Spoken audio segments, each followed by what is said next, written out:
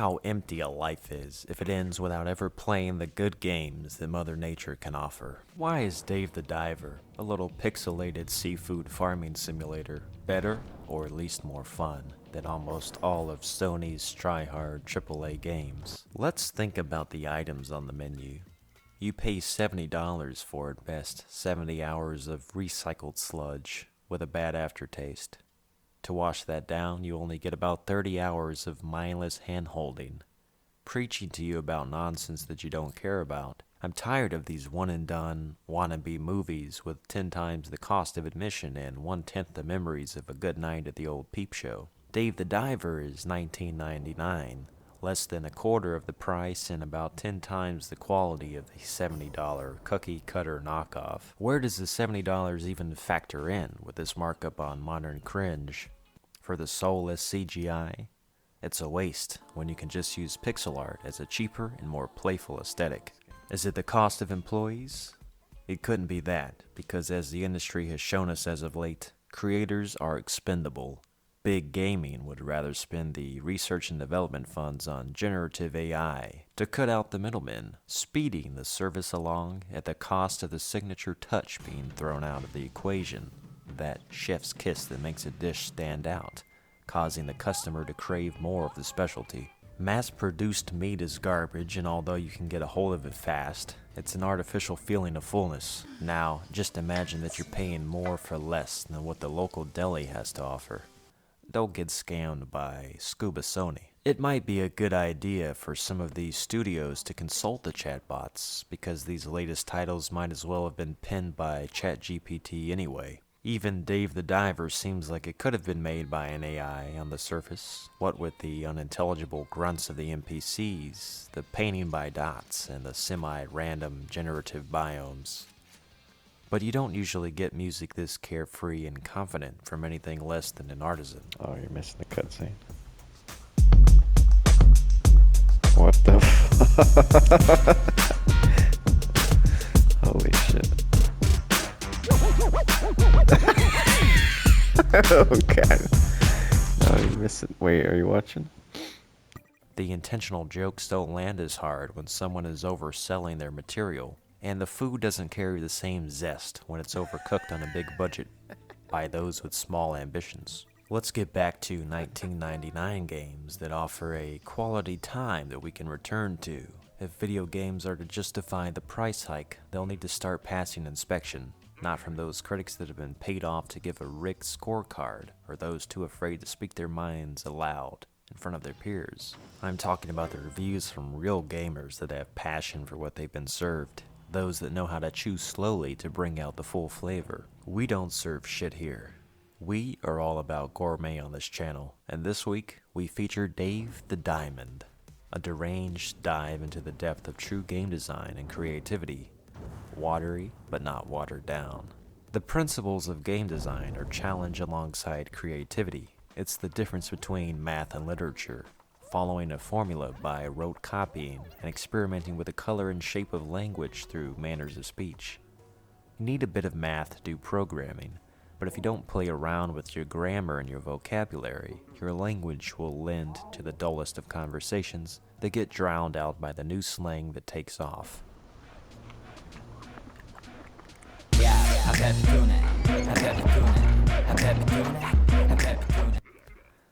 Like a good cook, you have to keep your tongue sharp as a knife. Your average game experience will show you something that you've seen before, competently drafted up, but cynically crafted, almost like the developers never wanted to make the game that way, but knew it was the most profitable way to go. It's why we get the same types of games getting greenlit and stamped from the same recipes we saw last year, to feed the restless consumers like cattle on the conveyor belt sushi. With game design, like with any business, you want to maximize profit, but you also want to maximize creativity, as Bancho teaches us. Bancho's bistro is the metaphor for art, how to stay innovative and true by combining the most exotic ingredients together with the most earthly traditions, and never skimping on the fundamentals of prep work. Great games offer variety, not just to keep you busy, but to keep you guessing, to test you on your ability to mix and match elements in ways that offer unique experiences to the user. The definition of what will they think of next is the school of thought for games like RE4 and Elden Ring and many of the other true originals. Dave is not as well put together as higher profile games, but it has the same spirit of rebellion in its authentic experimentation. We start out as Fatso Fisherman Dave with at least one belly roll for every sushi roll he serves up. It's only right to sign him up for an exercise program where he can wrangle all the sushi he can stomach at the risk of being shark bait and the risk and reward of losing your life and haul. If this simple repetition was all the game involved in its farming loop, it would perhaps appear shallow compared to the rest of the market. But the twist here is that Dave isn't a one-dimensional game at all. You play scuba survival during the day, along the timeline of the pseudo-calendar system, and prep for opening up a chill ocean view bistro at happy hour. It's a balancing act of satisfying spiteful restaurant critics, shutting down your standard hypocritical ocean rights group, harpooning prehistoric sea monsters, keeping up with your J-pop waifu's latest drama, and vigorously filling orders for customers to fill the progression meter while advancing the kooky Korean story. It's Diner Dash, occasionally interrupted by an unhinged anime plot, with an interactive Jacques Cousteau nature documentary. Dave is always switching gears and introducing new mechanics. Medium stretches of ocean combat, which is surprisingly deep, literally and figuratively, are met by brief semi-automatic farming management sessions in moments of obligatory plot developments and special limited time events. Every component of the game's systems had a robust progression system, divided into tiers to be explored depending on what the player sees most useful at the time. You can invest heavily in meaningful equipment upgrades such as increased oxygen supply and unique weapon buffs to have a better chance at increasing the quality of your catch and survivability. Or you can dump funds into better employees and farming resources so that you can enhance passive income. Dave respects essential difficulty checks like failure states, as well as trade-offs through some minor time management decisions. Although the game is not meant to be taken as a hardcore test of skill, there are checkpoints for bosses and the ability to rewind to earlier saves, but raw exploration is dicey and involves both real-time strategy and luck. The game tells you that the ocean changes each time you go in, like a roguelike or a procedurally generated dungeon. This is only partly true, as most of the enemies remain in similar positions, but with the RNG upgrade drops in enough unique hazards and modifiers upon entry to keep exploring consequential from the perspective of challenge and manipulation. It's not as hectic as Diner Dash. At a certain threshold, the restaurant almost runs itself, which lowers the intensity of these sections significantly, turning the game into a tedious management sim in the endgame, as well as the in-game progression eventually bottoming out once you obtain everything at this stage. But because the game is largely codependent on various activities working together as a function, the loop oscillates on and off from grinding to genuine problem solving at a degree that keeps the player engaged throughout the entire runtime. After I got the platinum, I felt like I could have kept going, learning new recipes and marking off the remaining fish in the Pokédex, mostly because the game was relaxing in its simplicity as opposed to other games that depend on prolonged states of nothingness, gatekeeping us from the occasional spikes in activity.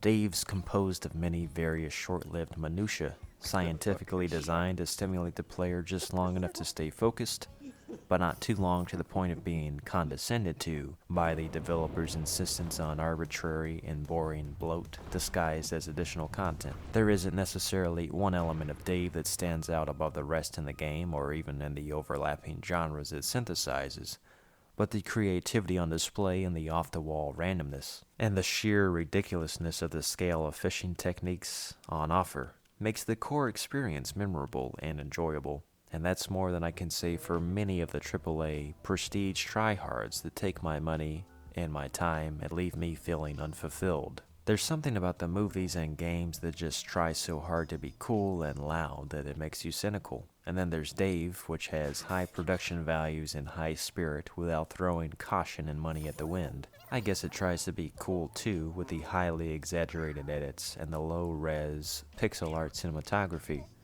and the truly awesome insistence in being faithful in its comprehensive real-life marine biology checklist. I can't help but feel like this flow is natural as the ocean currents. There's so much extra detail added in Dave, and I laughed out loud so many times at the absurdity of the melee weapons, ranging from rubber chickens and the underwater sniper rifle that I used to slay the zebra sharks with. As far as I know, the game is novel in its premise of using the ocean as a base for a farming simulator, and in its execution combining all of the various elements together, it remains compelling as it is goofy. As they say, you should not judge a book by its cover, no matter how pristine or low-res the cover looks. Or, as the character in the game explains, we should look at the essence instead of the appearance. Good quality game design is not about the graphics, and it's not about the money either. Videos have already been made dismissing the true indie status of Dave from a monetary perspective due to the elevated status of the developer's holding company. The availability of money is not an issue when you have passionate creators with real design goals in mind, the kind that make a game world feel alive and singular, not trying to be anything else that we've seen before, like a bloated, empty, open landfill taking up hardware space and game space. If I have to choose between straight-up photorealism and motion capture versus the classic hand-drawn aesthetic, I prefer the tailored brushstroke of the artist over the facial recognition scans of the computer. I like the experimental sounds of a game with quirky ideas, one in which I get the impression that the pianist is winking at me after the last note is struck at the end of each sheet. I like the funny sound effects to the controller speaker, perhaps a new feature added for the PlayStation 5 port of the game that gives the game even more atmosphere to elevate the 3D diving experience against the 2D backdrops, like a classic side-scroller. More gamers need to expand beyond the rabbit hole of the verified few to what's out there among the infinite possibilities like those found in the blue hole. We always need to maintain certain standards of design principles of the time-tested virtues every once in a while. We need to go searching off the deep end to see what we find in our latest catch. The endless possibilities of Dave and Bancho's seafood store is a metaphor for the possibilities of games. Tastiness is subjective, even for a critic such as myself. It's never easy to be objective. The more that I thought about Dave after writing this, I realized that I need to be tougher on it. Dave is somewhere in the high 70 range for me, which is completely justified given that the game systems do start to fall apart at a certain point. Still, the initial experience is far less bloated and more engaging than most movie games. So I want to still credit it for the charm that it brings from the developers who clearly enjoy making games.